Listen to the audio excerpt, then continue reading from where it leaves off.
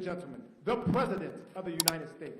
Dodge or Special Department of Savings sees that usually in the era of government before good and inefficiency is worth 15% of the U.S. budget. The U.S. budget is $7 trillion per year or $7,000 billion per year. Imagine 15% of the inefficiency is for the Commission of Lawmakers, or better known as the DPR, members of parliament, and there are political parties. How in Indonesia the issue of PBN is that there is a quota for thugs. Members of parliament get up to 20%, so thuggery appears. There are dozens of mass organizations, or even in one Indonesia if in total almost 1,000 times the mass organizations are local, some are national, and many are also under the protection of thugs. Politicians also in various business areas. These mass organizations are very disturbing, yes indeed, because party members and thugs are also maintained. Indeed, they are an exemplified up there when the budget. So the thug quota is not only asking for the budget but even to BUMN companies are asked for their thug quotas. That is the figure of 20, even 30% of the APBN allegedly for those in power and their cronies. So which one is for the people if 60% of the APBN is for routine personnel spending?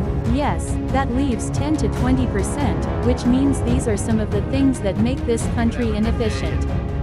Once again, it is the problem of the political party law which is a problem in this country, where 15% of the Indonesian APBN, which is only $200 billion, or Indonesia is only 1/3 of the American APBN, is divided up among them.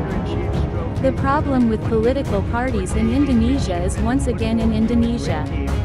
That's mostly parties, so the divisions make it complicated. Most of the kings are small kings if America is only two, so the divisions are either the Republican Party or the Democratic Party. If in Indonesia with dozens of parties with similar platforms, they unite and combine, but it seems like it won't be possible. PKS splits into how many parties? Golkar splits into how many parties? Try that. Party in the nation. Make two: the Nationalist Party on one side and the other side is the Socialist Party. That's it. Just combine the current parties supporting the government into a nationalist party or nationalist. The opposition party PDIP and others become socialist parties. We know that both of them love their country with two split parties. 15% that we all know revolves around them, like America.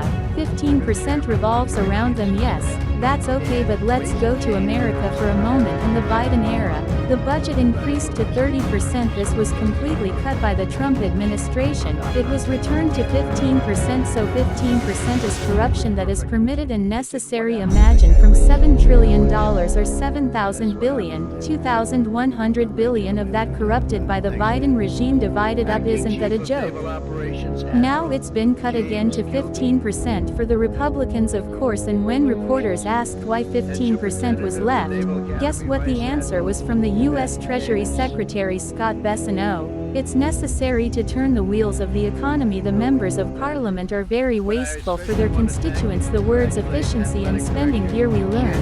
Yes, efficiency and spending are needed too. So if in Indonesia now the budget is cut from travel expenses, seminars, meetings, events, it's divided where? They say, to free nutritious food. But why aren't the farmers rich either? Then why are the MBG managers also at a loss? Then the kitchen managers aren't rich either. Where does the money go? Someone can answer. It seems like Mr.